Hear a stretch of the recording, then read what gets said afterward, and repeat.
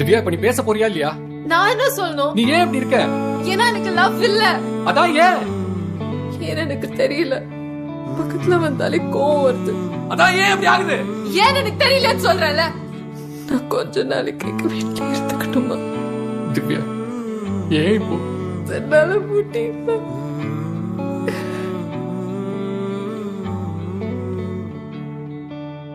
அவதான் பிரச்சனை நினைச்சிட்டு இருந்தான்.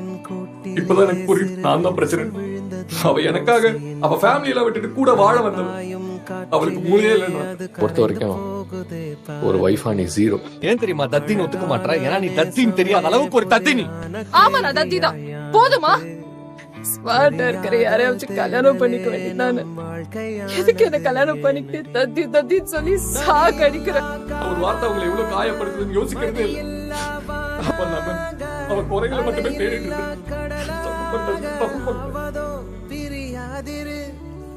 வழியில்லா வீடாக நிலையில்லா கூடாக குரலில்லா குயிலாக அவதோ பிரியாதிரு பிரியாதிரு பிரியாதிரு பிரியாதிரு பிரியாதிரு. நான் தவளை காயப்பட மறந்துட்டா என்ன நீ திட்டுவியா?